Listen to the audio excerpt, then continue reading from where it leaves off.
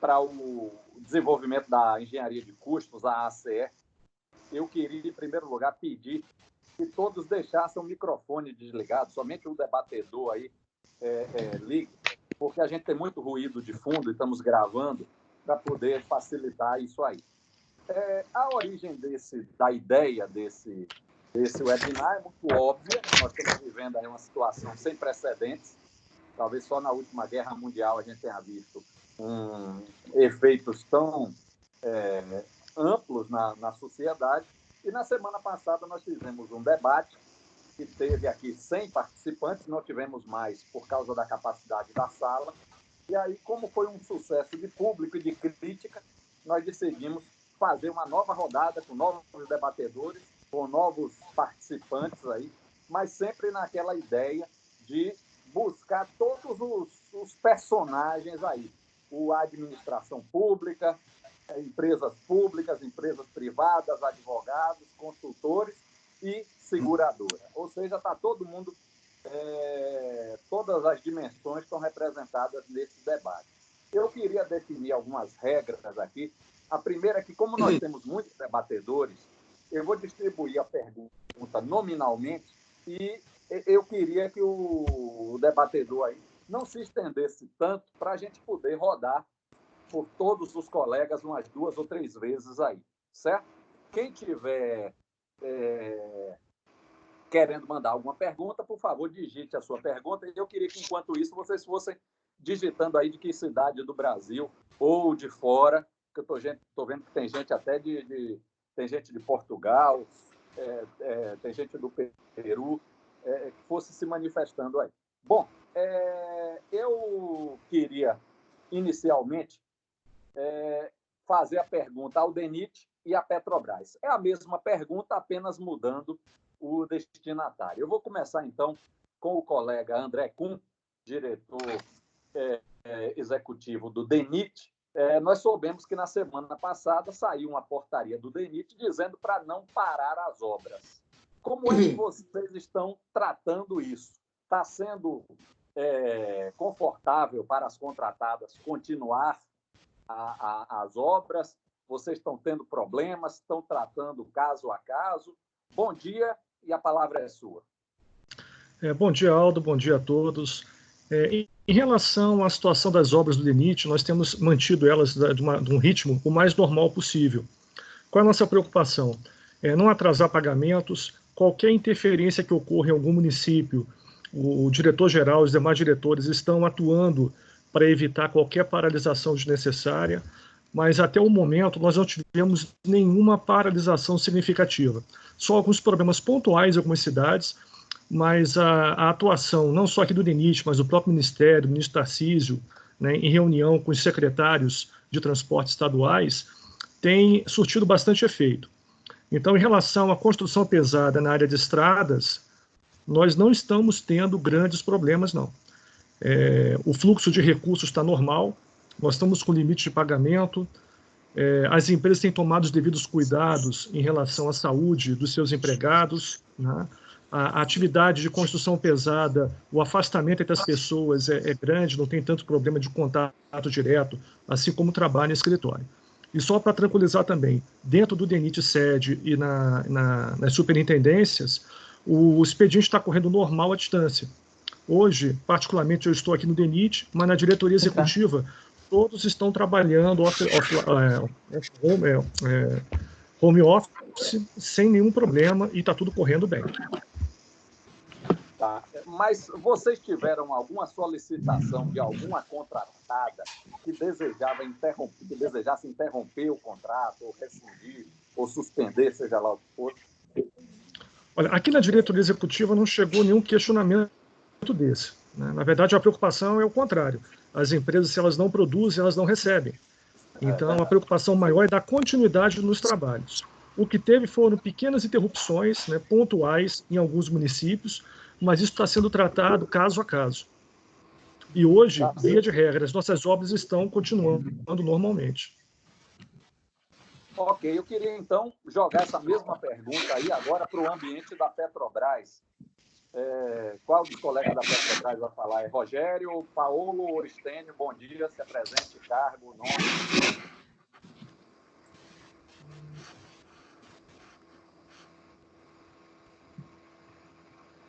Alô, Estênio, Rogério, Paulo. Bom, daqui a pouco a gente volta com eles. Pô, tô parecendo repórter de televisão. Bom, então eu vou seguir aqui.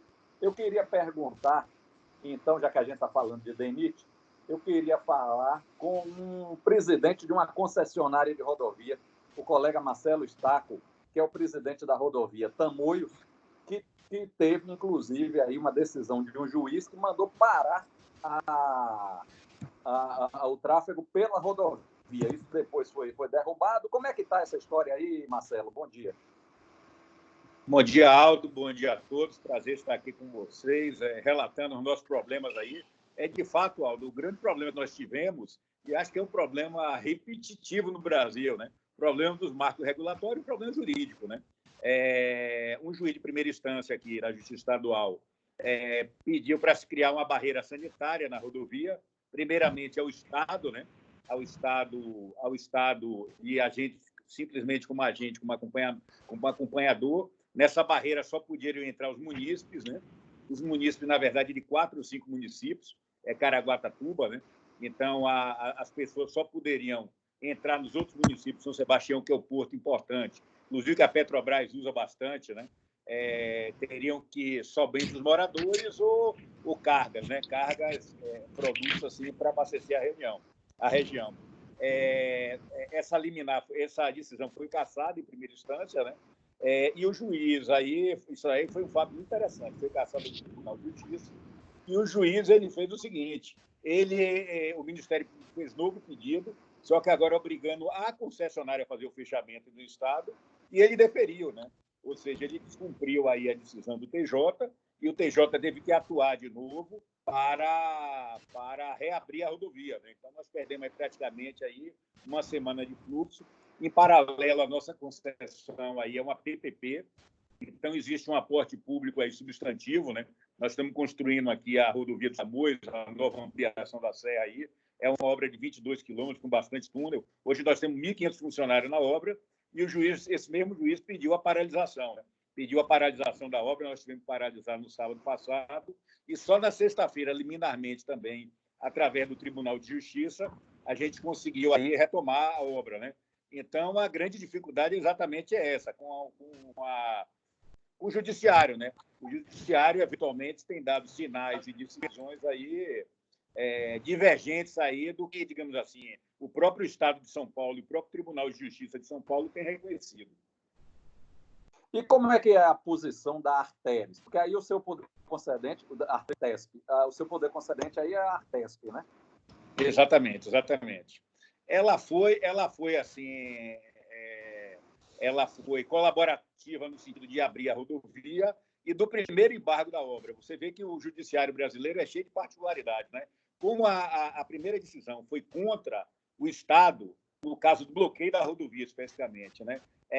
A Procuradoria-Geral do Estado agiu e conseguiu rapidamente o desbloqueio. A segunda decisão foi contra a concessionária. E o procedimento padrão aí da Procuradoria-Geral do Estado é só entrar em ações em que o Estado seja polo, né? Quer dizer, nós chamamos o Estado posteriormente para a lide, mas nesse inteirinho a própria concessionária conseguiu cassar mais uma vez a liminar. Então, a Artesp tem sido assim, muito proativa, né?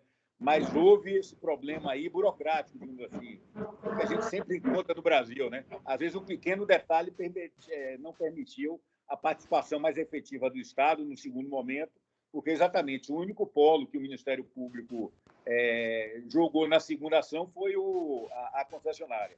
Foi a concessionária a Tamoios. E você estima que está perdendo quantos % de tráfego aí? Olha, é difícil fazer uma avaliação só da barreira.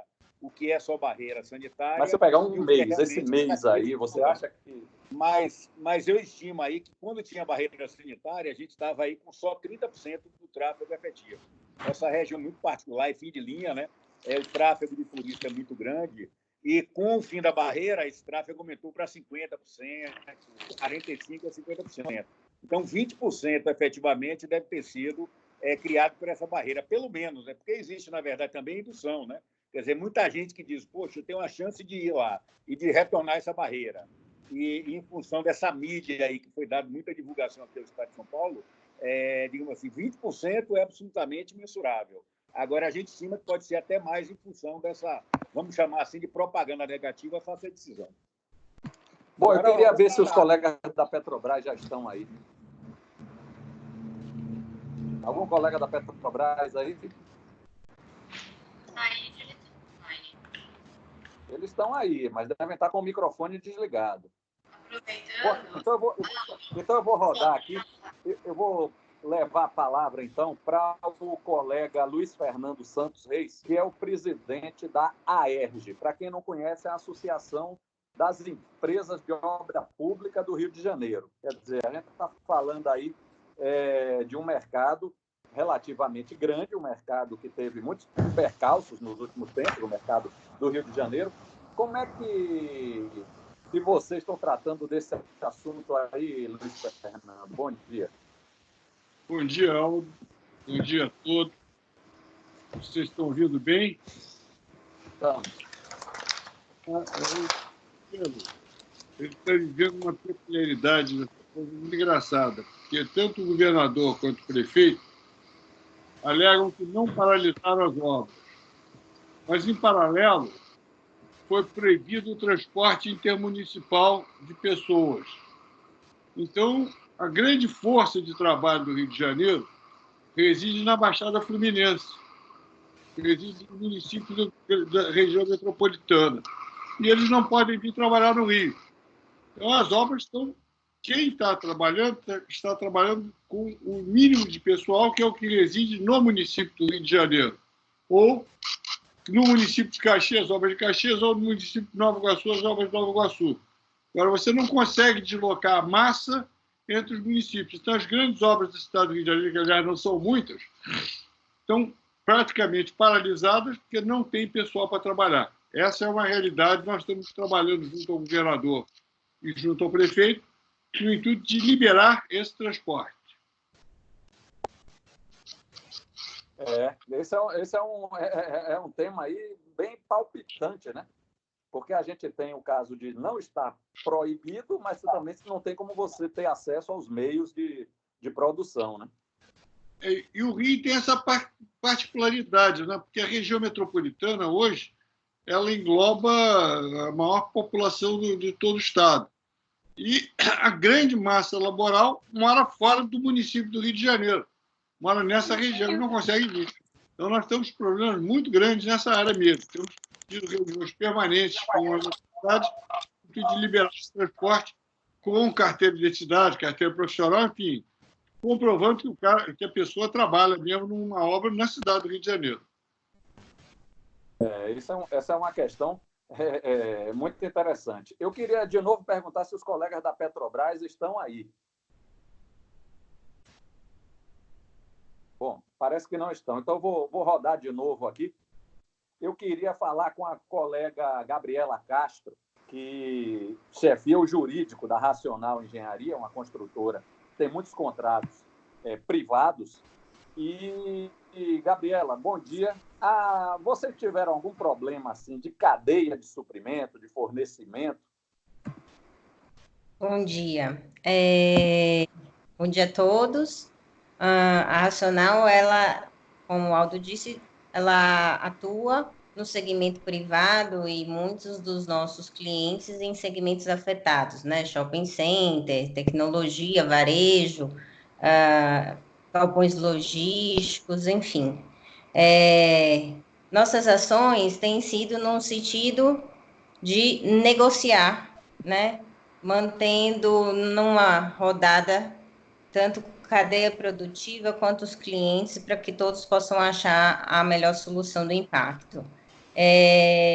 Nós até então, e isso depende muito do estágio da obra, estamos com alguns impactos pontuais, né, Questão de concreto, por exemplo, já tivemos um caso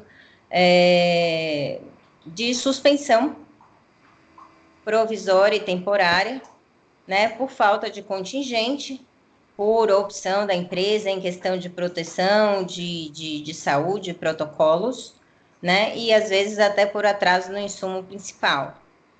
E o que a gente tem feito como solução, por exemplo, é tentar substituí-los, né, por empresas que estejam disponíveis no mesmo segmento e apurar essa diferença e negociar, né, o reembolso dessa diferença. Então, é colocar uma outra empresa para suprir esse período e transmitir, repassar essa diferença a partir de uma negociação para, né, a cadeia, e tudo isso alinhado previamente com eles, né, essas propostas às vezes vêm da própria cadeia produtiva e com o cliente.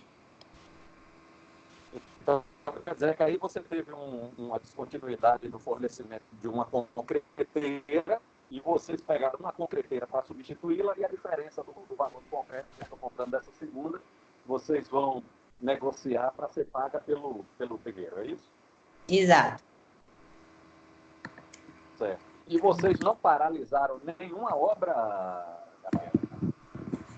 A gente tem uma paralisação parcial em uma obra, foi uma única, e as demais estão seguindo normalmente, inclusive conseguindo manter os planos das novas contratações da cadeia produtiva. Então, o plano de mobilização das novas atividades estão sendo mantidos, né? Então, temos sim um impacto de afastamentos, a gente está com a média por conta de grupo de risco, enfim, suspeitos, pessoas que precisam tratar dos familiares, a gente tem uma média de 20% de contingente em redução, e aí, dentro desse processo de substituição, está funcionando também quando a gente tem, em determinada atividade, um tipo de impacto de redução de mão de obra. E temos também a preocupação, e já estamos prevendo e tentando negociar impactos futuros, que vai ser da alta de preço dos insumos, né? Então, a gente tem a previsão de alça de preço, já está ocorrendo, né? De aço, você tem a próprio concreto, você tem potenciais acabamentos e equipamentos, né? Isso tudo puxado também pela crise e pela alta de dólar, né? E dentro do possível, estamos tentando negociar previamente para que esse impacto não aconteça, ou aconteça o mínimo possível. Certo. Já que a gente está falando aí de providência, eu estava dizendo aqui aos meus clientes que uma construtora precisaria tomar 4, depois mudou para 5, as providências no caso aí do coronavírus. O primeiro que eu digo é o seguinte, é notificar formalmente, informar oficialmente ao seu cliente quais são os problemas que a sua obra está tendo. Porque muitas vezes o construtor está tendo uma série de problemas e não os expõe através de uma carta, de uma ata, do seu instrumento ao cliente. Segundo lugar, é necessário apontar aí sim todos tudo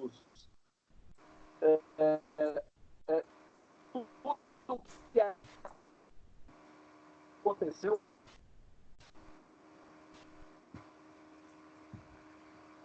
com os fornecedores, de juntar esses comunicados de encerramento de fornecimento, esse tipo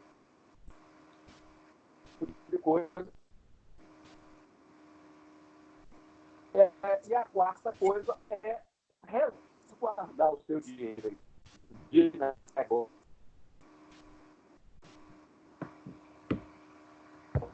dizendo que vai apurar o impacto em custo e grande. Aldo, você está me ouvindo?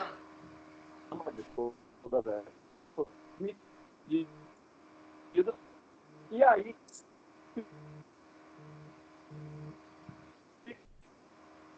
Aldo. Seu áudio está muito ruim, a gente não consegue te escutar. Quinto ponto, que é o seguinte,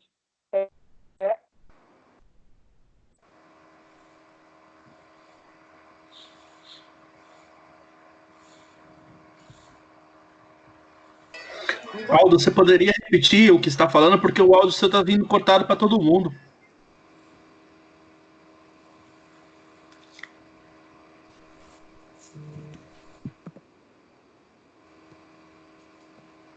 Está conseguindo me ouvir melhor agora? Estão conseguindo me ouvir melhor agora? Pode sim, Aldo. Opa, agora melhorou. Tá, eu dizia que é necessário também colocar a seguradora em cena, porque mas muitas vezes as apólices de seguro não são estudadas, não são sequer lidas durante a contratação do seguro, e aí nós temos frustrações quando estamos aí esperando que a seguradora cubra tudo. Bom dia, Luciano Oliva, quais são os seus comentários sobre isso? Bom dia. Realmente, Aldo, você tem razão quando fala sobre a parte que a gente precisa notificar a seguradora, né? Então, a gente não tem que esperar o final da história, mas sim colocar a seguradora no momento da discussão, no momento do primeiro descumprimento do contrato, a seguradora ela precisa ser notificada. Isso é uma das condições que existem nas apólices, né? Então, você tem geralmente dois momentos, que é a expectativa do sinistro e a reclamação do sinistro, quando a gente fala de engenharia, do garantia, ou quando a gente fala de engenharia, a gente também tem um momento que a gente tem que informar a seguradora o que está acontecendo ali no processo, se tem algum risco, se houve algum agravamento do risco, né? Especificamente para o garantia, nós temos que informar a seguradora em qualquer descumprimento. Então, notificado, né, o descumprimento contratual, tem que se fazer uma cópia para a seguradora.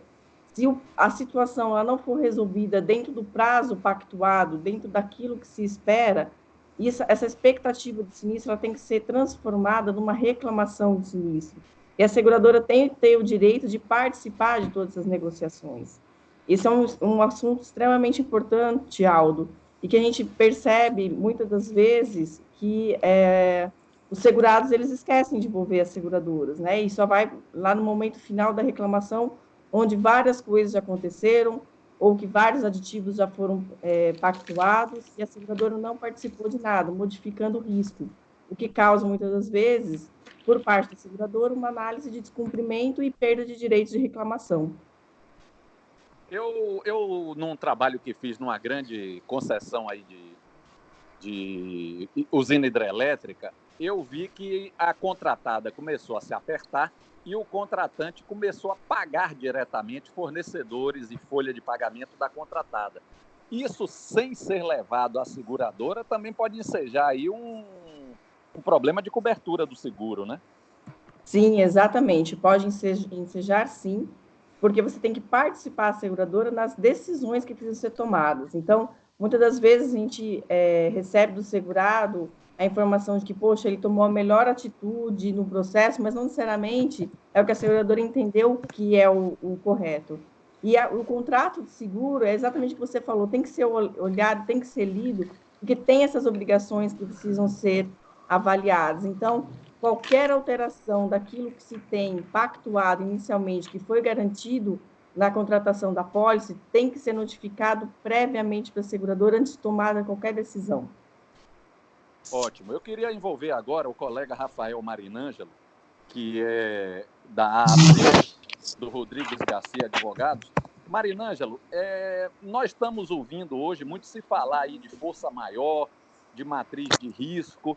Essa questão da pandemia constitui uma força maior? Eu tenho também visto nas matrizes de risco que ninguém pensou em pandemia, pensou em greve, pensou em chuva, pensou em risco geológico, pensou em variação cambial, pensou em alguma licença ambiental superveniente, mas ninguém imaginou esse diabo desse vírus. Como é que fica isso aí, Marinângelo? Bom dia, Aldo. Bom dia a todos. Primeiramente, é um prazer estar aqui participando desse evento. O primeiro já foi muito bom, e esse segundo tem se mostrado também bastante esclarecedor. Aldo, você tem razão. Quando nós verificamos as minutas de contratos existentes, elas dificilmente falam, ou melhor, elas não falam sobre pandemia, né? Eu tive a curiosidade aqui, porque me interessa muito os contratos FIDIC, e tive a curiosidade de dar uma olhada no FIDIC, se na cláusula 19, que é a cláusula que fala sobre força maior, eles também previam, né, algo do gênero a pandemia. E é curioso, porque o FIDIC também não previu, o que significa que era algo realmente imprevisível. Então, a FIDIC fala aqui, só para a gente ter uma ideia, por exemplo, em guerra, em rebelião, em terrorismo, em revolução, em golpe militar, em materiais explosivos, radiação ionizante, contaminação por radioatividade, catástrofes naturais, e aí ele diz tais como terremotos, furacões, tufões ou atividades vulcânicas, mas em nenhum momento fala em pandemia, né? Em nenhum momento fala em problemas de saúde mundial. Isso significa que uma pandemia não estaria incluído no conceito de força maior? Não, de jeito nenhum, é claro que está incluído. E aí o que precisa ser feito para compreender a amplitude do conceito de força maior é entender exatamente o que significa a tal da força maior. A primeira coisa que nós temos que ter em mente é o seguinte: para que serve a cláusula de força maior? Bom, é uma cláusula que serve para isentar de responsabilidade aquele sujeito que não conseguiu cumprir com a sua obrigação. Essa é a primeira premissa que nós temos que adotar. A segunda, mas isentar de responsabilidade por quê? Priori, porque o fato não é imputável àquele que deixou de cumprir com a sua obrigação. Então, se a gente for olhar a conceituação de caso fortuito e força maior, o que nós temos é uma série de teorias, que não nos interessa aqui agora. O que nos interessa entender é o seguinte: primeira coisa, nós temos que ter em mente que, quando nós falamos de caso fortuito ou força maior, que hoje se entende que é um conceito único, não são mais dois conceitos distintos, como se pensava anteriormente, nós temos algo que é prioritariamente de consequências inevitáveis. Ou seja, nem se discute mais hoje, embora haja um pouco de divergência na doutrina, mas a doutrina majoritária diz o seguinte: nem se discute mais se é previsível ou imprevisível. A questão da previsibilidade não interessa mais, porque pode ser um evento previsível, mas de efeitos inevitáveis. E se os efeitos são inevitáveis, sendo esses efeitos de consequências incalculáveis, como normalmente o é, você imediatamente ingressa no campo do caso fortuito ou força maior. Mas nesse caso da força maior, cada qual vai arcar com seu dano e a vida continua, Marina? Pois é, muito boa a sua pergunta, Aldo. Essa é a grande questão. E a ela existe uma solução que, evidentemente, vamos ver se o tribunal, como o tribunal vai avaliar isso em cada caso concreto. Mas a verdade é que a reparação do dano, ela tem por objetivo solidarizar o risco para quem tem a maior possibilidade de suportá-lo. E no caso de força maior, essa solidarização se dá exatamente para aquele que, no final das contas, seria, entre aspas, o credor. Quem é aqui? Numa obra, por exemplo, de contratação do poder público, com o poder público, como nós estamos falando de pandemia, que é algo relacionado à saúde pública, me parece que quem deve suportar esses custos é efetivamente o poder público. Ah, bom ponto. Eu queria, então, gostei desse ponto, vou até tomar nota aqui, porque depois aí a gente volta na segunda rodada aí. Para terminar a primeira rodada, eu tenho aqui uma pergunta ao colega Felipe Alves, ex-presidente da ACE, fundador da nossa seção e diretor da Álvares e Marçal, consultor, muito experimentado aí. Felipe, como é que você, que está aí mergulhado entre donos de obra, e construtora está vendo essas negociações com relação a... Algumas já estão em andamento, outras vão vir. Algumas já estão em andamento. Com relação a extensão de cronograma, quantificação de danos. Bom dia. Olha, Aldo. Bom dia, Aldo. Bom dia, pessoal. É um prazer aqui estar com todos, compartilhar um pouquinho do que a gente tem visto, escutar o que todos têm visto. Isso tem sido muito relativo, né? Eu até vi o ponto do Marinângelo, agora que ele colocou. Eu complementaria num aspecto de que a gente tem visto contratos que já previam determinadas ações para uma situação de força maior especificamente, como a título de exemplo, cada um arca com seu custo por 30 dias, depois tem uma outra resolução, então acho que depende um pouquinho do contrato, a gente tem visto soluções distintas em relação às responsabilidades eventuais de uma situação de força maior. Mas o que eu tenho visto, que tem sido muito interessante, é as partes aproveitarem esse momento, não só para uma discussão eventual da paralisação, porque tem projetos que têm sido paralisados, e aí a nossa percepção é que os segmentos têm se comportado de maneira distintas em relação à paralisação de projetos.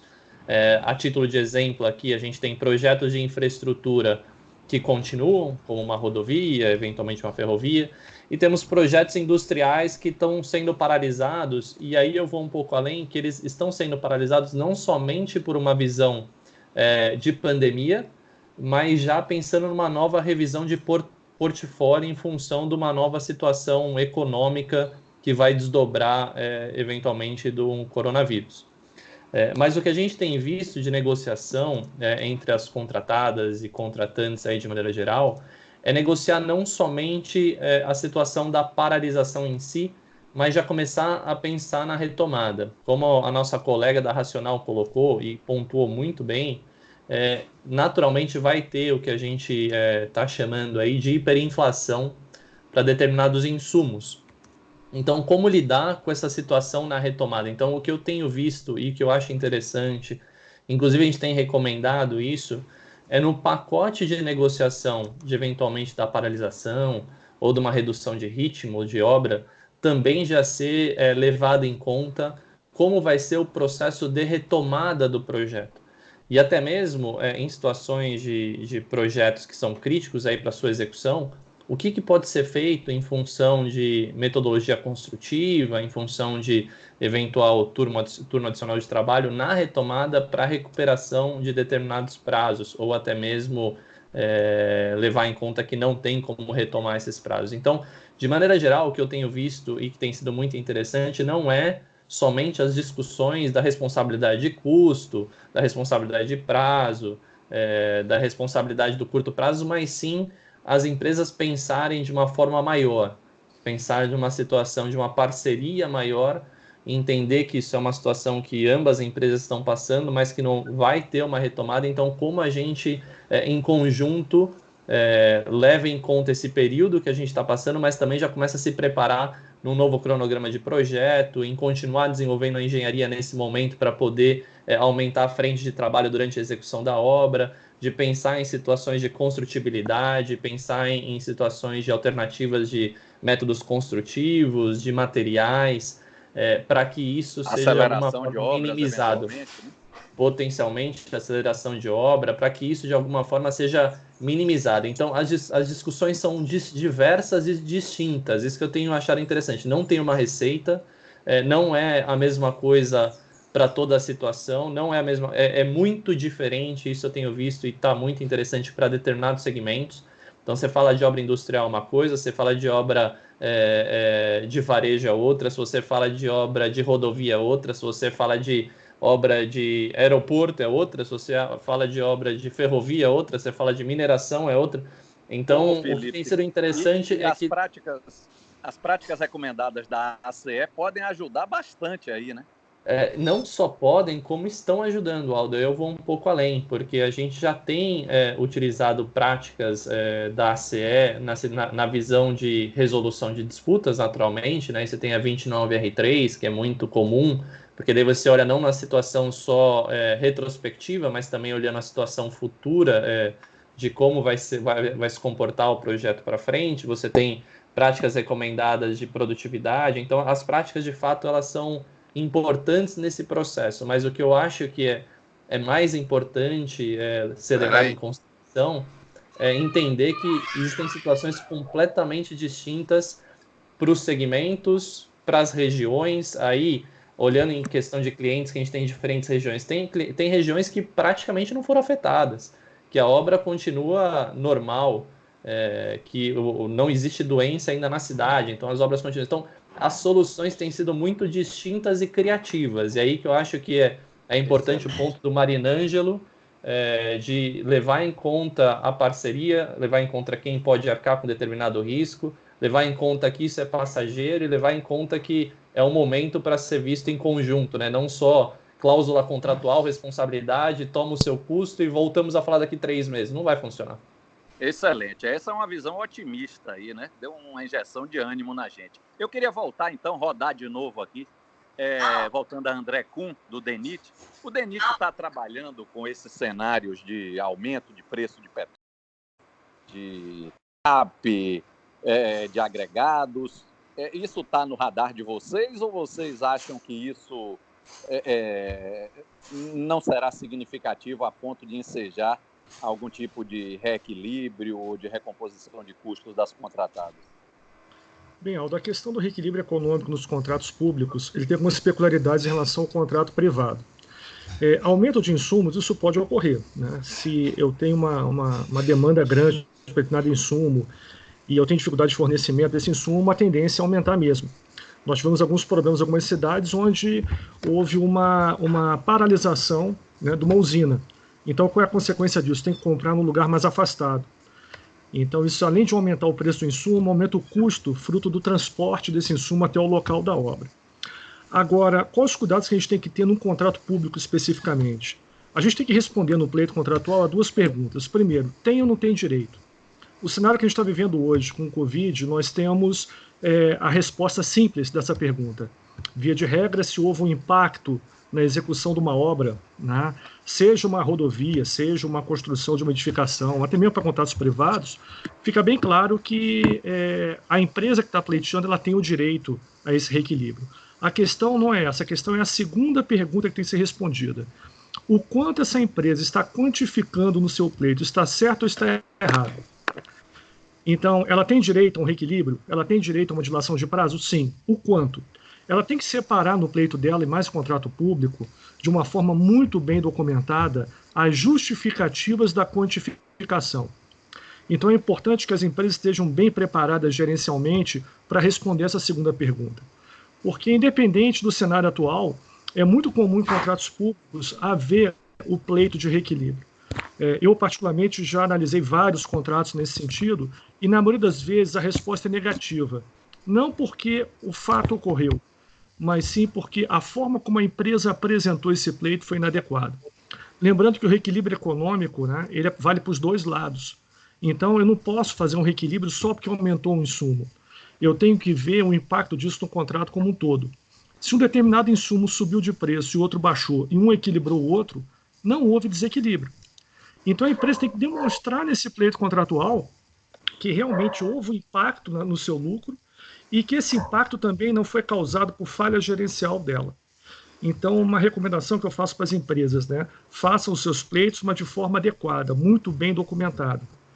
Ainda mais em contrato público, que vale o que está escrito. Então, se o pleito for mal feito, a gente não tem como aceitar esse pleito. Ótima resposta aí. Eu queria, então, perguntar aí a Marcelo Stacco, o presidente da rodovia dos Tamoios. No caso de uma concessão, vocês não são um prestador, um construtor, vocês são uma concessionária de rodovia. Esse impacto pode ser renegociado como esse eventual impacto, como tarifa ou como extensão do prazo da concessão. Vocês já estão começando a tratar disso ou ainda não? Aldo, excelente pergunta. Acho que, de certa forma, essa pandemia pegou a gente, assim, toda a sociedade um pouco de surpresa, Então, no momento, nós somos um prestador de serviço público, como você bem falou. É diferente de obra, né? Então, nós temos a obra, mas temos a prestação de serviço público. Então, o primeiro objetivo aqui é tentar manter a prestação de serviço público funcionando da maneira mais eficiente do mundo, né? Seja da mais eficiente possível, né? Seja na prestação de serviço médico, tapando buraco, cortando mato, etc., né? A concessão, por outro lado, tem uma dificuldade aí muito maior do que não é simplesmente fazer um cálculo e remunerar o contratado, no caso, a Tamoios, né? Às vezes, o reequilíbrio pressupõe, por exemplo, um alongamento da concessão, como você falou, nós temos uma limitação enorme aqui, legal. Nosso contrato só pode ser postergado 5 anos. Nossa concessão é muito nova. Então, só pode ser postergado por 5 anos, inclusive, porque a lei das PPPs assim o indica, né? Quer dizer, qualquer reequilíbrio aqui com postergação de prazo, o impacto para a gente é muito pequeno. O segundo natural é o aumento da tarifa, que paga toda a sociedade, né?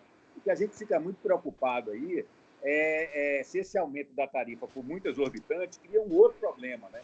Cria um problema aí de impedância, um problema de protesto, um problema até judicial, porque você extrapola, digamos assim, a tarifa básica prevista no contrato. Então, esse é um problema muito sério, né? Então, eu estava até fazendo uma anotaçãozinha aqui, a concessão ela tem que se equilibrar em 3 situações, que são bem mais abrangentes com a obra, né?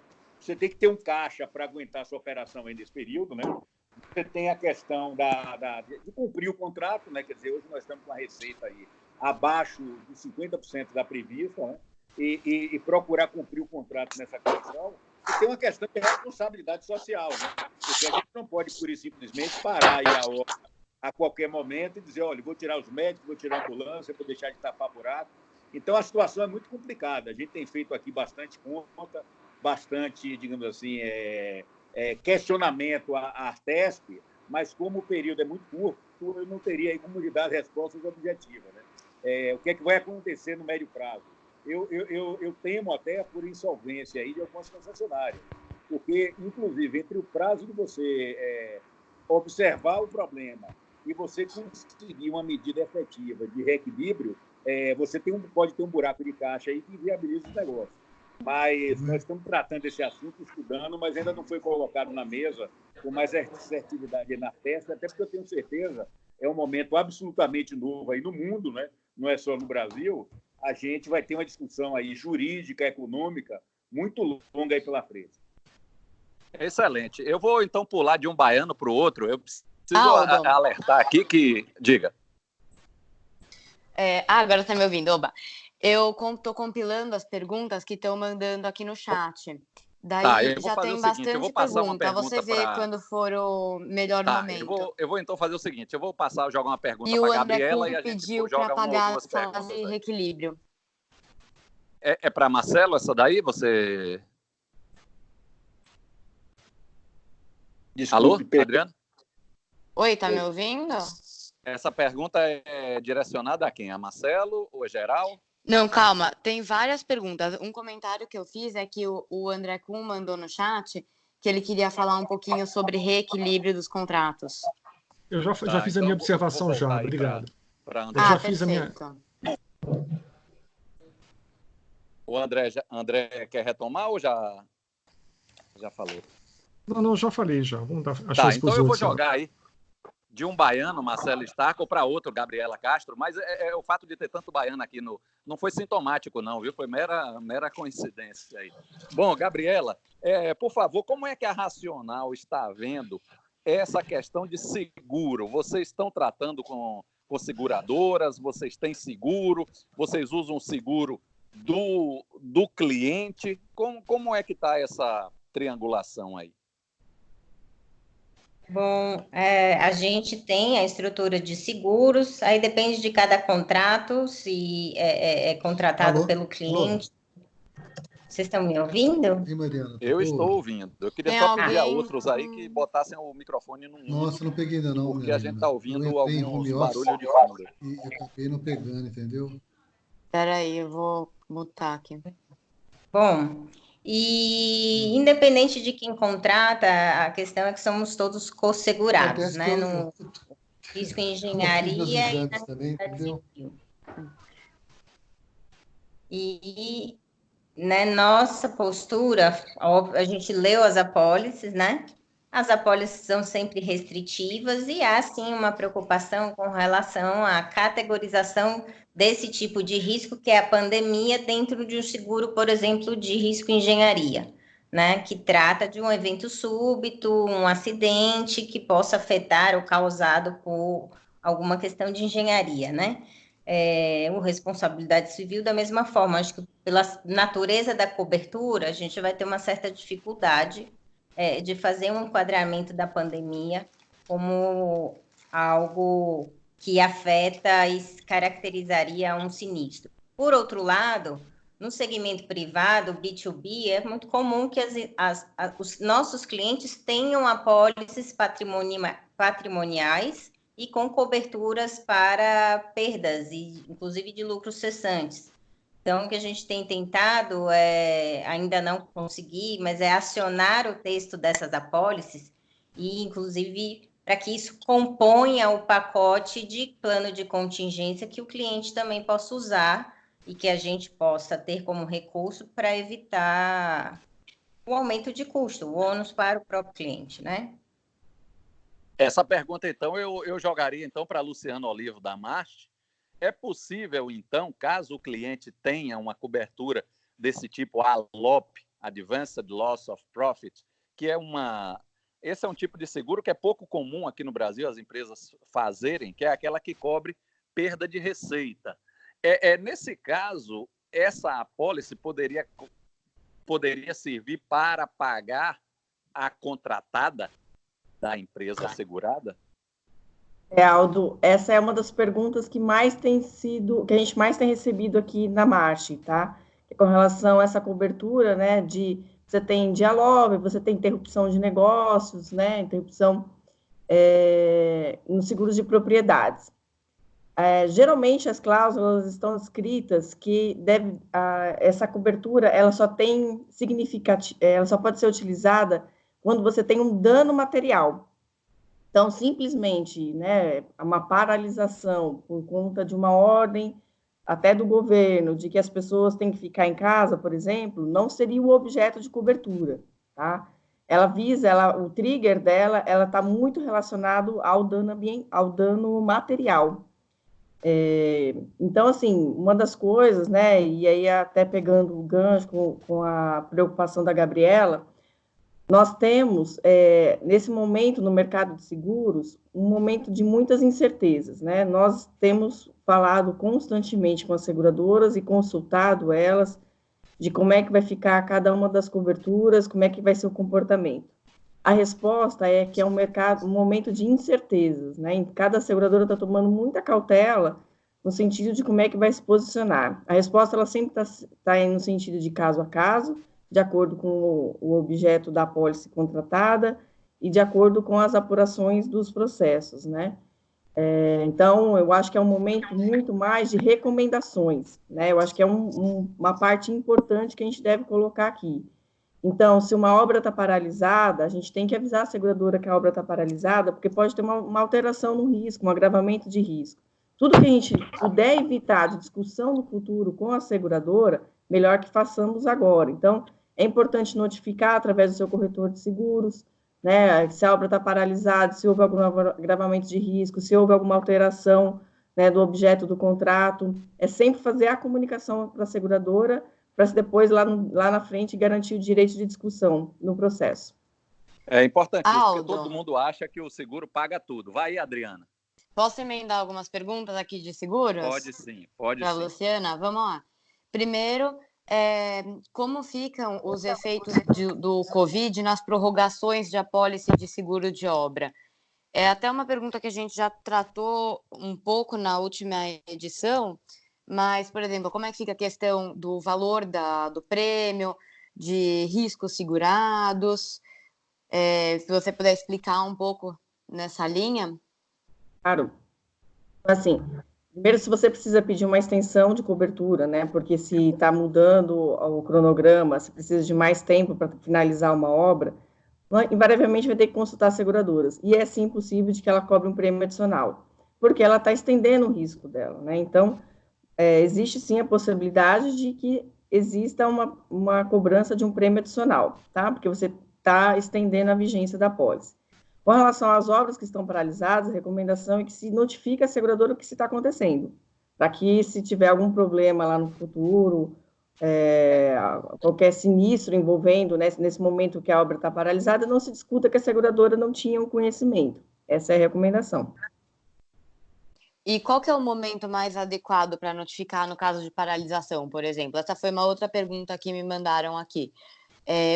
Quando eu tiver um indício de que possa haver uma paralisação, quando eu já tenho uma paralisação implementada, qual que é o momento adequado para se comunicar à seguradora? Se você já tem um indício, você já sabe o que está acontecendo, por que não compartilhar com a seguradora para melhor tomada de decisão?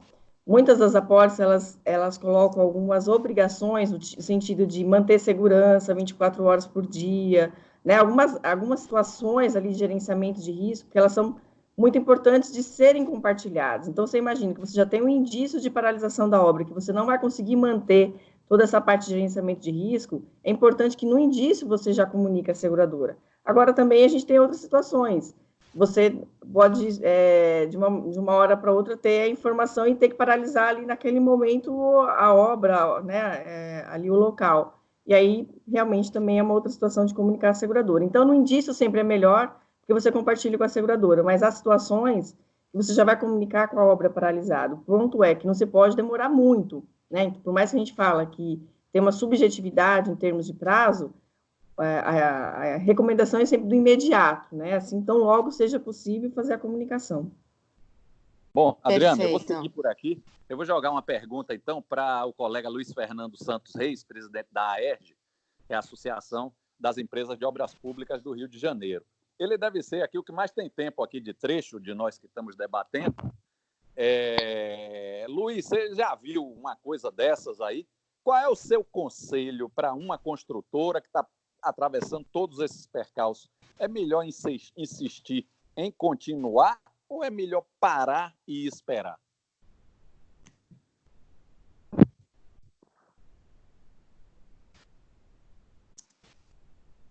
Luiz Fernando está aí? Pronto. Está ouvindo? Está ouvindo? Alô? Eu estou ouvindo. Está ouvindo? Então, vamos lá. Talvez realmente seja o que tenha mais tempo de rodagem nesse setor. Agora, eu estava pensando nisso hoje de manhã. Eu acho que nem a Segunda Guerra Mundial teve um impacto tão grande no nosso país, uma paralisação como nós estamos tendo agora. Lembro perfeitamente que as obras tocavam, meu pai era engenheiro também e andava de gasogênio ou motocicleta, mas não houve uma paralisação como a que nós estamos vivendo. Então, isso é uma experiência inédita, eu acho que para todo mundo. Ninguém tem a receita para sair dessa situação. Então, o que eu acho aí é o seguinte, eu gostei muito do que o André falou com relação ao problema do equilíbrio econômico e do estudo que as empresas têm que se preparar. O grande problema das nossas empresas hoje é que elas não se preparam consistentemente para se enfrentar um desequilíbrio. Porque essa vai ser a grande batalha para as empresas. Provarem que realmente houve um desequilíbrio econômico em função disso. E um outro ponto que foi levantado é que quando a retomada for iniciada, os preços do mercado não serão os mesmos que foram quando a pessoa elaborou a proposta e que estavam vigentes até antes dessa pandemia. Então, as empresas têm que se estruturar. Algumas, eu tive casos de empresas que me consultaram que iam iniciar uma obra agora, e uma, por curiosidade, de iniciar uma obra no hospital. Ele disse, eu não vou começar. Não vou começar porque é um hospital em funcionamento, eu não tenho como. Se fosse um hospital de emergência, nós estamos aqui no Rio começando vários, e com editais meio malucos ainda. Então, o que eu acho é que tem que haver muita calma nesse momento para escolher o melhor caminho. Agora, achei que o que o André colocou é extremamente importante para as empresas. Elas têm que se subsidiar e montar uma estrutura. Primeiro, como ele falou, duas coisas. Quanto está essa quantidade? Enquanto vai se tem ou não tem o direito da reivindicação. E quanto e como ele vai provar que tem direito. Eu acho que isso, hoje, é o que as empresas têm que fazer. A elas, infelizmente, não cabe decidir. Quem está decidindo por elas são os poderes públicos. São Paulo está tocando, Minas está tocando, Santa Catarina está tocando, vários lugares estão tocando. O Rio está com esse problema que eu falei antes. Então, André, foi muito bom ouvir isso e eu vou transmitir para os nossos associados. Muito bem, eu queria então pegar o gancho aqui e envolver o colega Rafael Marinângelo perguntando o seguinte: Marinângelo, suponha que eu seja uma construtora que estou negociando hoje um contrato com a minha contratante.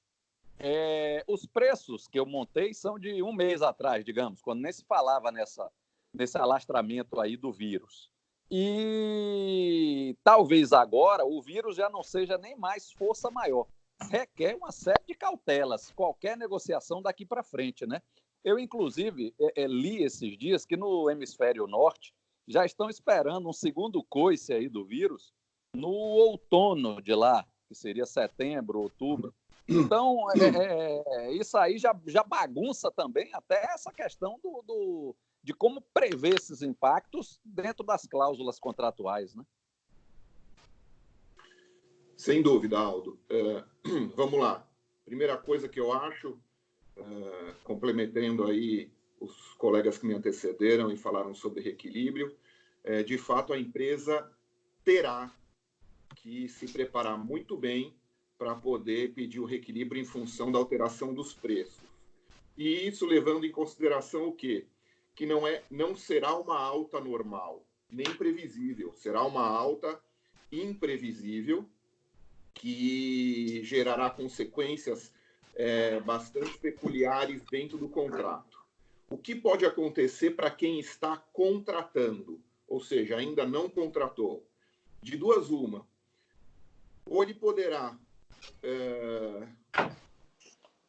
deixar devidamente documentado que os preços que foram ofertados na proposta foram preços realizados em condições completamente diversas daquela hoje reinante, que, portanto, ele tem interesse em continuar a obra, mas, desde já, se resguardando quanto aos desequilíbrios futuros, ou ele poderá, e aí a gente pode, embora ainda seja uma fase pré-contratual e não contratual, pedir a resolução do contrato por entender que há uma onerosidade excessiva. É claro que isso vai ter que ser demonstrado, né? Com relação à possibilidade de um outro rebote do coronavírus mais para frente, Aldo, eu retomo a ideia da consequência inevitável. Ou seja, os contratos terão que contemplar que isso é, sim, uma possibilidade de força maior e regular quais serão as responsabilidades ou quais serão as consequências se isso realmente ocorrer. Por que eu estou dizendo isso? Porque a força maior, embora seja uma excludente de responsabilidade, né, ou, para o caso do inadimplemento, ou um pretexto, uma chance para um reequilíbrio, alguma coisa do gênero, ela é uma cláusula dispositiva. O que significa isso? Significa que as partes podem convencionar no contrato algo diverso daquilo que a lei imagina de forma genérica. Ou seja, pode sim o poder público dizer o seguinte, num contrato ou num edital de contratação e depois do contrato: havendo problemas com um possível coronavírus ou uma possível pandemia por conta de questões sanitárias, quem arcará com esse custo será o contratado. O resultado disso é óbvio, os preços serão mais caros. Então, é aquela questão da alocação de riscos. Exatamente, a distribuição dos riscos e o efeito financeiro disso. Então, nós temos que estar preparados para tudo isso. Hoje, né, teríamos que ver os contratos, como está a alocação de risco, inclusive no caso de força maior, e não havendo essa estipulação, o que vige é a regra geral, que é não há responsabilização daquele que descumpre o contrato em virtude de força maior, e, no meu modo de ver, a responsabilidade, ou melhor, dizendo, o custo disso deverá ser suportado por quem tem melhores condições de fazer.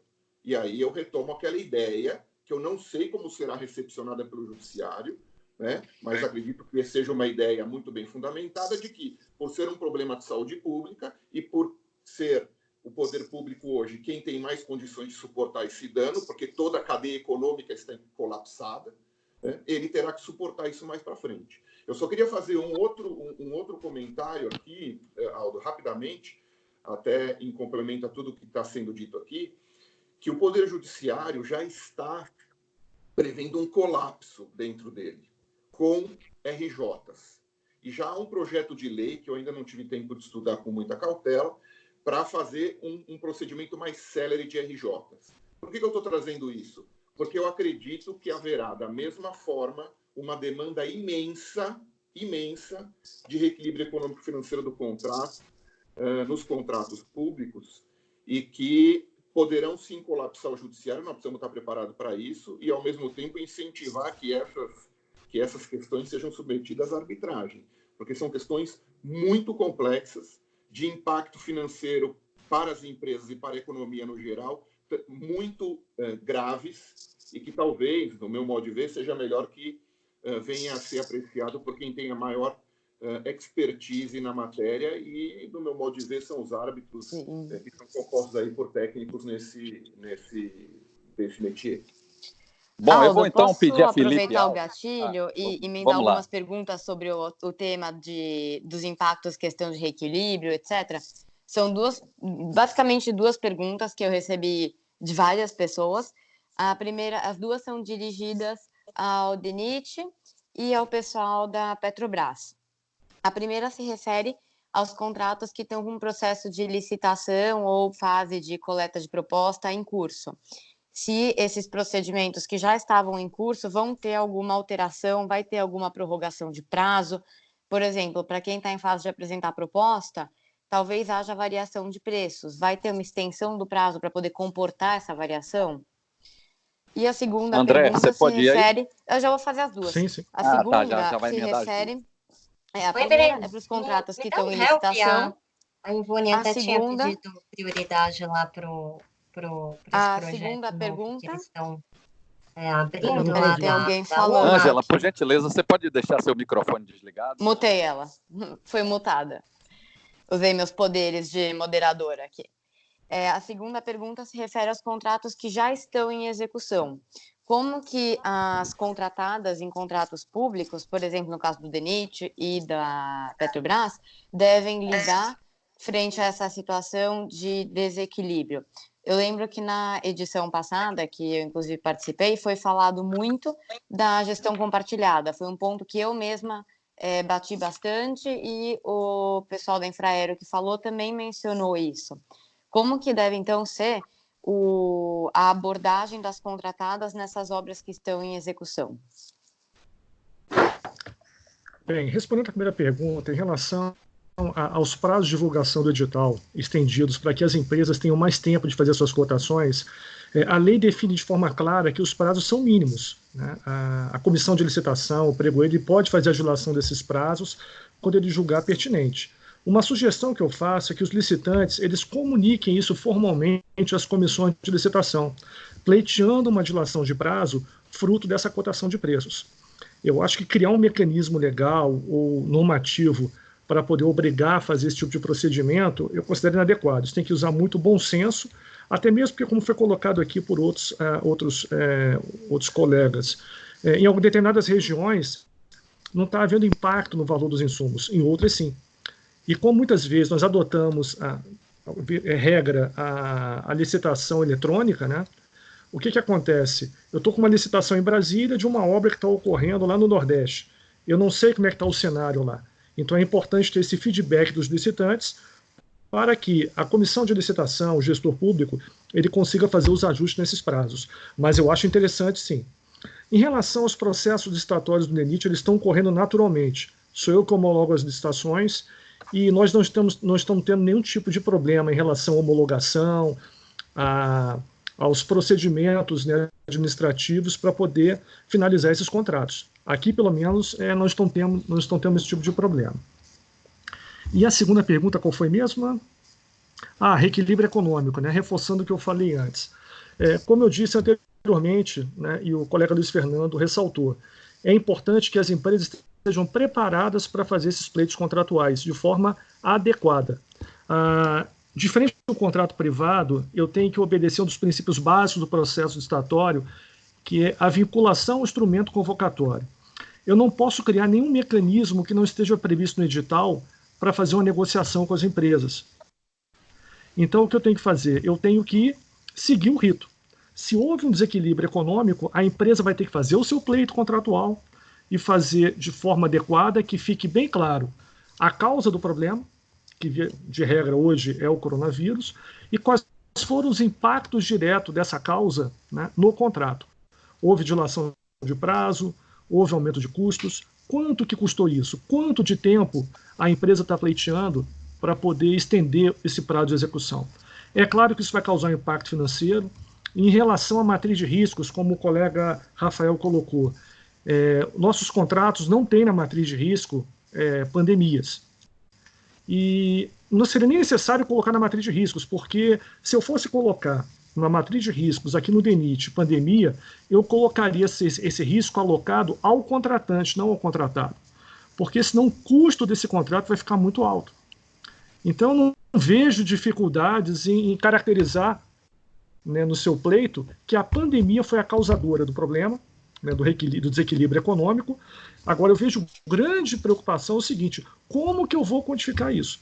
Então é importante, eu sei que tem vários empresários participando aqui, né, da discussão, é importante que você documente bem isso.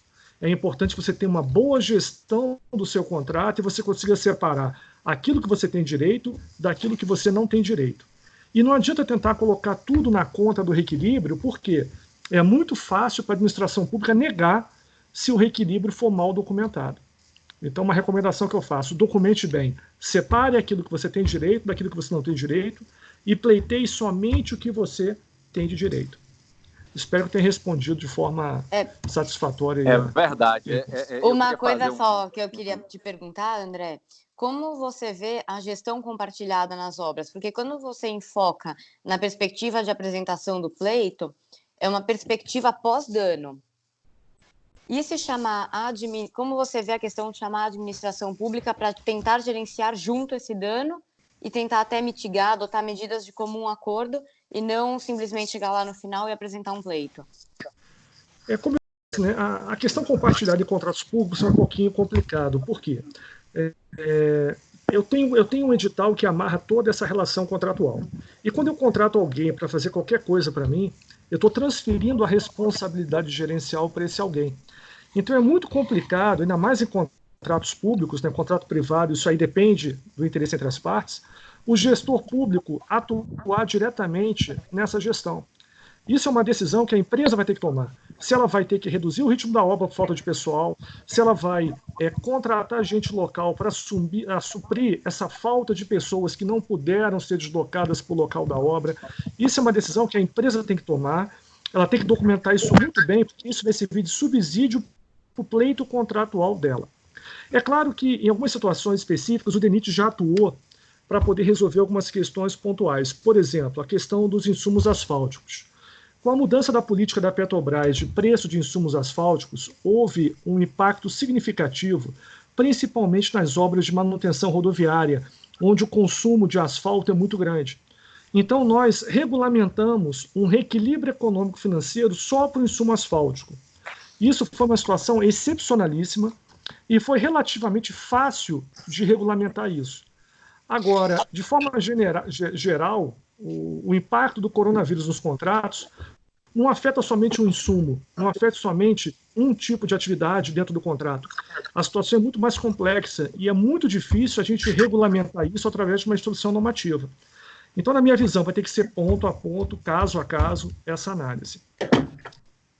Eu queria até lançar, Adriana, eu queria até lançar aqui a sugestão de, já que nós vamos ter aí uma torrente de demandas sobre o mesmo tema, até que a ACE, junto com a administração pública e com entidades aí de classe, pudesse gerar uma metodologia, uma cartilha que ajudasse a gente pegar todos os pontos e ver como é que se faz um pleito, como se encaminha, para evitar esse dissabor de vai, é negado, volta, refaz. Queria deixar essa sugestão aqui, tá? Eu queria agora, então, aproveitar... Aldo, eu posso só fazer uma observação? Se vocês quiserem, eu posso até encaminhar para o seu e-mail, Aldo, você divulgar. Nas análises de pleitos contratuais que eu faço, eu costumo colocar, de forma simplificada, um roteiro que a empresa tem que seguir para poder fazer um pleito de reequilíbrio econômico-financeiro. E eu posso disponibilizar isso para vocês sem problema.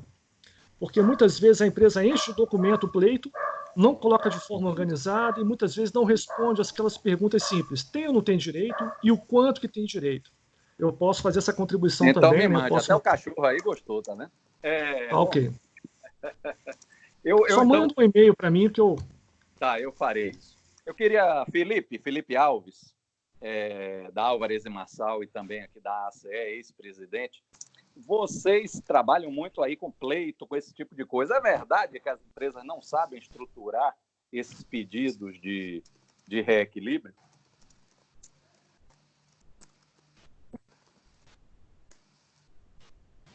Felipe saiu. Tem algum colega da Petrobras aí ainda participando, que tem entrado? Eu corri aqui o registro dos nomes e não detectei os colegas. Então, eu vou de novo. Aldo, aqui é Edson Bernardes, aqui de Belo Horizonte. Você poderia depois ter uma oportunidade, pessoal, conhecer sobre a norma do IBAP, falar da norma do IBAP, que é um roteiro, né, que a pessoa pode seguir para poder elaborar os pleitos. Dá licença aqui. Meu nome é Edson, aqui eu sou do IBAP aqui de Minas Gerais, aqui sou diretor aqui do IBAP e participo aqui em análise de pleito,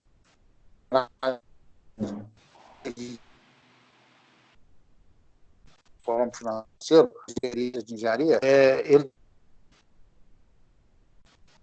do IBAP está sendo agora para ser recebido pela BNT com um roteiro de análise de desequilíbrio econômico financeiro de contratos de obra, principalmente engenharia, né? O contrato de engenharia. Então, eu sugiro que o pessoal depois acesse o site do IBAP Nacional, na parte de biblioteca, e acesse a norma. Essa norma é uma norma simples, didática, e que é um roteiro do início ao fim para se demonstrar o desequilíbrio e sobre a valoração, inclusive, com as práticas da ACE, né?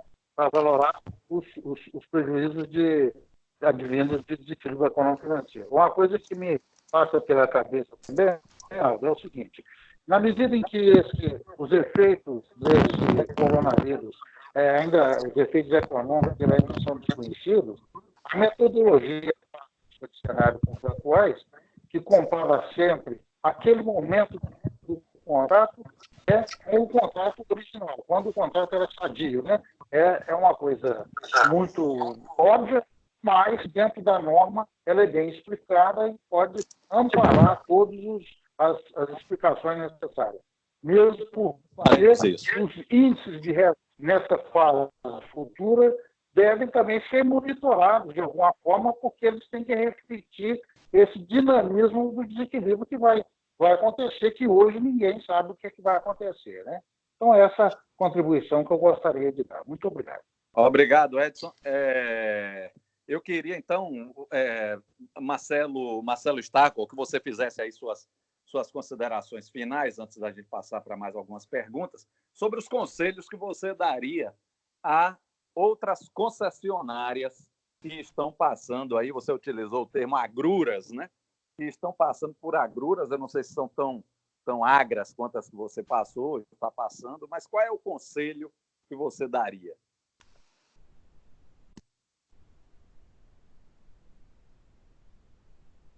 Marcelo não está aí? Então eu vou jogar a pergunta para a Gabriela Castro, da Racional Engenharia. Quais são os conselhos que você dá, Gabriela, a quem está construindo aí um contrato privado, seja para um dono de um shopping center, seja para uma indústria, seja para um fundo de investimentos? Quais são as precauções agora, nesse momento? Eu acho que, primeiro, mais do que nunca, as construtoras precisam exercer a habilidade do planejamento, né? Eu acho que, principalmente no segmento privado, eu acho que prevalece, sim, a negociação, porque ela é muito dinâmica, né? Então, temos cláusulas de contrato alocando riscos de caso fortuito e força maior, mas temos também que avaliar a situação de cada segmento, de cada cliente, né? Então, tem instalado um comitê interno na empresa para avaliar todos esses levantamentos, né? Esses planos, para fazer esses planos de ação e compartilhar com os clientes, sejam de curtíssimo prazo, que é o que a gente está fazendo de semana a semana, seja de espero que médio prazo, que é essas questões, que são as questões da retomada, como vocês bem disseram aí. Outra coisa que tem influenciado bastante nas decisões do cliente é exatamente a rigidez nos protocolos de segurança. Isso a gente tem muito positivo, porque garante a continuidade da obra, né? Até então a gente não tem nenhum caso registrado na empresa, né? E reputamos isso aos protocolos de segurança que foram adotados da OMS e outros complementares. Isso tem dado um conforto também para os clientes na decisão do prosseguimento. Um planejamento, ele tem que ter um plano A, B, C, D, né? Para que se possa decidir em cima de alternativas.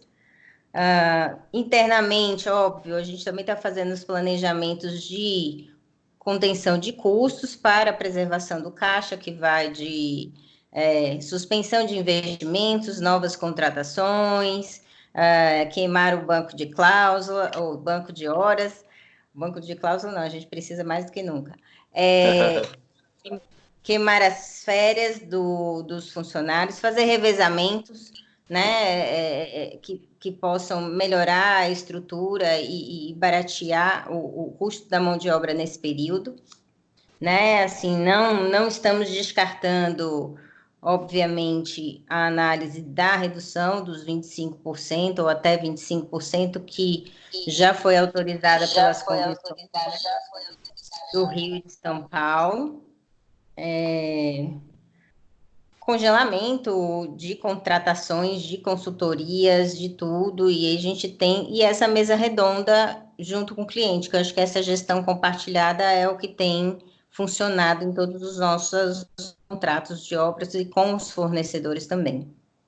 Não tem Ô, Marinângelo, eu gostei aqui, tomei nota de tudo. Ô, Marinângelo, já que ela estava falando aí de maneiras de mitigar danos, a gente tem aquele princípio da boa-fé objetiva, né, pelo qual as partes contratantes têm que envidar esforços para minimizar o dano ao objeto contratado. Então, nesse caso, é importante também que as partes, de comum acordo e também individualmente, busquem medidas, como a doutora Gabriela mencionou aí, de procurar diminuir o impacto, não é verdade? Perfeito, Aldo e Gabriela, é isso mesmo. Fico feliz de ver aí que a Gabriela tem envidado todos os esforços para poder transformar, né, esse problema mais colaborativo. Isso, de fato, é a cooperação que se espera de acordo com o princípio da boa-fé objetiva, e está íncita nisso a ideia do dever de mitigar os danos.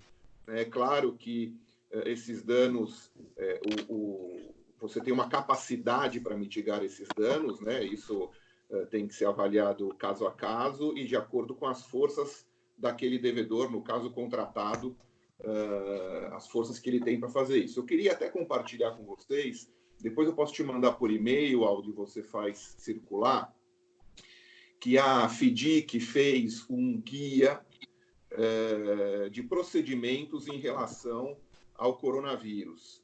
O FIDIC é aquela federação internacional que tem os seus famosos contratos padronizados que são utilizados pelo mundo todo, não é isso, Marinângelo? Exatamente. Ó, e pode fazer propaganda de seu livro aí. É um livro muito didático aí, feito por Rafael Marinângelo, sobre recomendações para a implementação de contratos FDIC. Mas continue aí.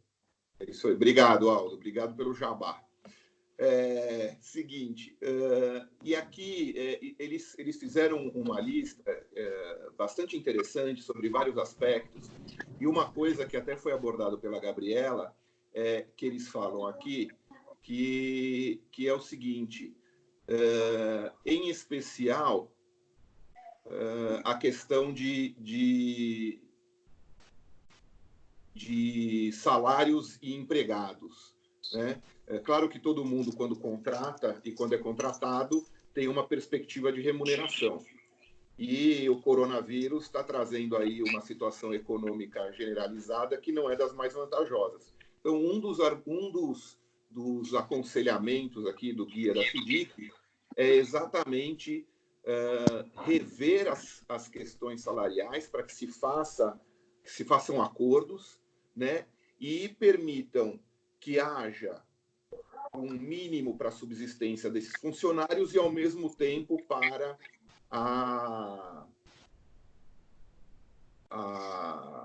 para atenuar o perpetuação da empresa, né? Quer dizer, para que a empresa não tenha um problema de fluxo de caixa. Aqui no Brasil, se você for falar em relação ao empregado seletista, as mãos estão mais amarradas. A margem de manobra aí do empresário é bastante reduzida. Mas com aqueles prestadores de serviços, fornecedores, etc. e tal, com os quais o relacionamento é um relacionamento de direito privado ou de direito público, mas diferenciado, acho que a gente pode, sim, rever essas questões. Mas é isso aí. Todo mundo vai ter que se preparar, porque nós estamos enfrentando situações inusitadas que merecem bastante criatividade e que vão ter que ser implementados assumindo algum risco. É verdade. Eu estava lendo esses dias sobre a Segunda Guerra Mundial, que lá, um pouco depois da Segunda Guerra Mundial, lá no Japão, as famílias combinaram que iriam reduzir um pouco a quantidade de alimento nas suas refeições, para caber para todo mundo. É um pouco isso aí que o FDIC está querendo preconizar aí com essa recomendação. Bom, eu queria então aí pedir a Luciana Olivo que fizesse aí as suas considerações finais aí com relação a seguro, porque seguro é sempre um ponto de interrogação aí para as empresas, né? Sim, é um momento de discussão, de incertezas. A verdade é que estamos recebendo muitas consultas, mas nenhuma reclamação de fato ainda, né? O mesmo acontece com as seguradoras, a gente tem um contato, né, muito próximo com elas e a todo momento a gente está recebendo as atualizações, mas o mais importante é olhar nas apólices quais são as obrigações do segurado, quais foram os compromissos assumidos, e principalmente em termos de gerenciamento de risco, e quais são as condições, né, de contrato, né, que precisam ser notificadas às seguradoras antes de tomada de qualquer decisão. Vocês falaram muito de gestão compartilhada, né, nos contratos entre construtoras, né, e os órgãos públicos e os privados também, mas eu acho que é importante também fazer essa gestão compartilhada com as seguradoras, né, e evitar discussões lá no futuro sobre perda de coberturas, já que é um momento de tantas incertezas em termos de aplicação de cláusulas de apólice e exclusões relacionadas à pandemia e até força maior. Excelente. O Marcelo Stackel me parece que está de volta aí. Marcelo, eu queria que você fizesse aí suas considerações finais e desse seus conselhos aí a concessionários que estão passando aí por momentos de agruras como vocês da Tamoio. Ok, Aldo. Exatamente. Acho que os colegas assim, foram bem assim, didáticos aí nas medidas, boa parte nós estamos tomando aqui. Nós achamos que é fundamental. É um grupo de crise, obviamente, né? As coisas vão mudando a cada dia, a cada minuto, né? Cada hora é uma circunstância diferente, uma novidade, às vezes boa, às vezes ruim. Então, nós estamos com um grupo de crise aqui muito atuante, né? Para vendo todas as variáveis, a concessão é um serviço muito abrangente, né? Ele transcende a obra, ele entra bastante, como eu falei, na prestação de serviço. Mas, fundamentalmente, nós estamos de olho em duas coisas aqui. O primeiro é o fluxo de caixa de curto, médio e longo prazo, né? Porque ninguém sabe quando é que isso acaba, como é que vai ser o comportamento, né? Nós temos aqui uma consideração que é muito diferente aí da maioria dos outros. Eu não posso nem estimar a minha receita, né? Porque cada dia está variando da circunstância, da medida, de decisões judiciais. A nossa receita é oriundo da arrecadação, então, da arrecadação do usuário aí, então a gente tem que estar sempre de olho. Então, nós fazemos uma análise de fluxo de caixa praticamente diuturna, né? Quer dizer, como é que está se comportando o tráfego hoje, amanhã, qual é a tendência.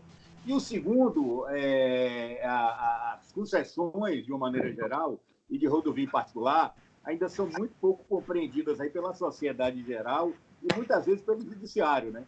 Então, a gente está procurando aqui, na medida do possível, cumprir o contrato, mas também de olho no fluxo de caixa, porque senão a gente não sobrevive, né? Então, em Minas Gerais é isso, né? Somando-se aí a todas as medidas aí que os colegas aí trouxeram aí com bastante propriedade, inclusive, como você falou, algumas eu anotei aqui para a gente acompanhar e ver aqui na empresa como é que a gente pode melhorar a nossa situação. Excelente. Luiz Fernando, suas considerações finais aí. Você que está no mercado que já é complicado por natureza, que é o Carioca, aí, o Fluminense, e agora ainda teve mais essa aí, né? Além da queda, o coice, né?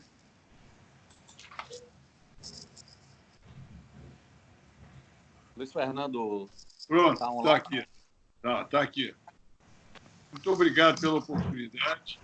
Realmente, nós estamos vivendo um momento crítico aqui no Rio de Janeiro. A gente já vinha numa depressão enorme e isso causa um transtorno muito grande. Eu achei extremamente oportuna essa mesa redonda que você fez e acho que a gente poderia realmente tentar ver essas observações que o André fez, que foram feitas por vários outros, porque a gente, quando pensa em estruturação de uma obra ou de um acompanhamento de uma obra, a gente está sempre pensando naquela empresa mais estruturada. Mas a quantidade de empresas pequenas que estão sendo, em médias, que estão sendo atingidas nessa crise é inacreditável. E eles não têm estrutura para enfrentar uma coisa dessa.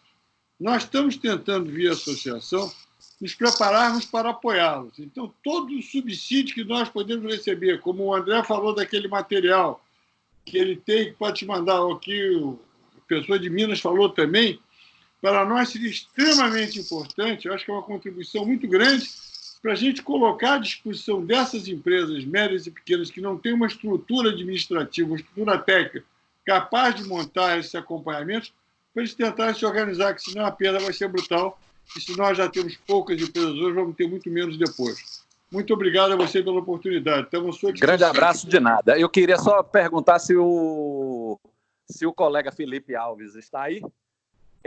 E enquanto ele se manifesta, não sei se ele disse se está online ou não, eu queria apenas lembrar a todos que a ACE, Associação para o Desenvolvimento da Engenharia de Custos, nós somos da seção brasileira dessa entidade muito prestigiada internacionalmente, que tem mais de 60 anos de fundação e que é muitíssimo conhecida por suas práticas recomendadas ligadas a orçamento, planejamento, administração contratual, gestão de risco.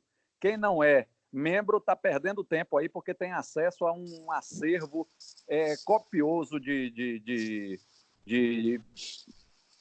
referências aí que são muito úteis, principalmente numa hora dessas. O presidente Luiz Gronal e o ex-presidente Henrique Takemoto estão aqui assistindo a esse webinar e estão dizendo que o próximo webinar vai ser fechado aí só para membros. Então, corram e se filiem aí para não perder o próximo. Bom, eu queria, se o Felipe estiver aí, fazer a sua consideração final, senão eu volto. Algum ficou de falar aí pela última vez? A Gabriela falou? Gabriela, sim. Luciana, sim. Luiz Fernando, sim. Marcelo Starco, sim. Rafael Marinângelo, sim.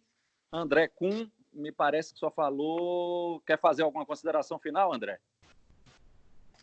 Não, só agradecer a oportunidade, né, e me coloco à disposição para qualquer questionamento. Em relação a esse roteiro, ele faz parte de um livro que eu estou escrevendo, só que eu vou ter que adaptar ele à Lei 8666, porque eu já estava adaptando ele à nova proposta de mudança da lei de licitações. Mas o conceito não muda, eu vou fazer esse ajuste agora de manhã, e ainda no início da tarde, eu já vou estar encaminhando para a Adriana, para ela repassar para todos. Tá? Obrigado pela oportunidade e vamos ter fé que a gente vai conseguir superar esse obstáculo aí que está sendo o coronavírus, mas eu acredito que com trabalho e com responsabilidade a gente vai conseguir superar essa crise. Um abraço a todos. Obrigado. Se tem mais alguma pergunta, Adriana? Ou então eu queria Tem algumas perguntas, né? É que a gente já está ultrapassou bastante o horário, eu acho que já ficou... Duas perguntas aí, vai. Tarde. Tem o Fábio Moura aqui pediu. Vai. Quem está falando? Não, eu ia complementar aqui. Pode seguir. Vai em frente, não, pode Gabriel. falar. Não, pode seguir você, por favor. Pode ir. Eu queria fazer meu agradecimento também pelo convite, pela oportunidade. O debate foi excelente, é sempre inspirador para a gente. E aí, dentro daquelas linhas que eu estava listando, do que a gente tem implementado de ações, a gente tem falado muito e feito ações no sentido de preservar a cultura e reforçar a cultura da empresa, e somos todos prestadores de serviço, dependemos da mão de obra, então é muito importante essas mensagens no sentido de manter o vínculo com os colaboradores e também com a nossa cadeia produtiva, inclusive orientando a cadeia produtiva a fazer esse tanto de conta que a gente está pensando aqui, em como agir, porque muitos deles não têm essa estrutura que nós temos. Então, uma outra dica que a gente tem tentado adotar é exatamente o reforço da cultura da empresa, para quem tem regra de compliance, reforçar, porque isso cria, né, um vínculo com os funcionários, né, e deixar claro para eles, né, fazer uma progressão da aplicação das medidas, né, e que a gente está tentando de tudo para preservá-los. Excelente, ótima mensagem. O Fábio Moro pediu para fazer 2 perguntas. Tá certo. São as últimas do nosso evento hoje. Tá certo. Obrigado, gente. Boa tarde. Seguinte, eu tenho um contrato ativo, eu sou do Rio de Janeiro, eu sou empresário de construção civil e eu tenho um contrato ativo com uma prefeitura que fica no interior do Rio de Janeiro, é uma prefeitura pequena, uma cidade muito pequena, tem 18 mil habitantes, e assim, é uma cidade, a minha equipe é do Rio de Janeiro, então semanalmente ela sai do Rio de Janeiro e vai para lá e volta toda semana. Então, assim, está havendo uma discussão com a fiscalização, junto com a prefeitura, de que a minha equipe é um vetor de transmissão para essa cidade, que tudo dando certo, eles esperariam passar ilesos por essa crise. Então, assim, está havendo debate se a gente paralisa a obra ou não. E a obra ela é com recursos da Caixa. Então, a Caixa ela tem uma metodologia de medir somente por evento. Então, eu tenho que terminar, é uma obra de rua. Então, assim, eu tenho que terminar a rua inteira para medir ela inteira. Não basta eu fazer metade da rua e eles não vão me medir metade da rua. Se eu fizer metade da rua e a obra, por motivo de força maior, seja porque o comércio paralisou e eu não consigo insumo, ou tem algum tipo de bloqueio rodoviário e eu não consigo levar a minha equipe até lá, eu tenho que parar, enfim, a gente está num cenário de incerteza, a minha obra pode parar. Então, a minha pergunta que eu gostaria de fazer é, a Caixa tem uma metodologia que só mede 100%, só que a gente está vivendo uma situação de exceção.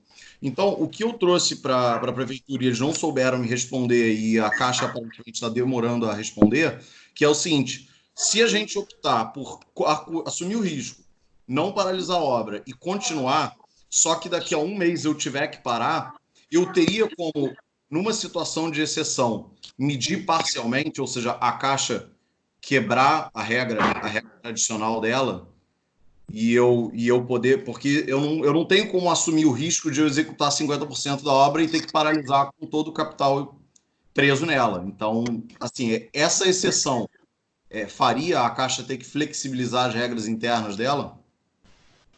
Tem alguém da Caixa Econômica aí? Não sei. Alguém arriscaria responder isso aí? Eu posso dar uma contribuição. Pois não. Bem, vamos lá. O critério de medição, provavelmente, seu contrato é a preço global. Correto. Então, a lei prevê que o pagamento é feito por etapas.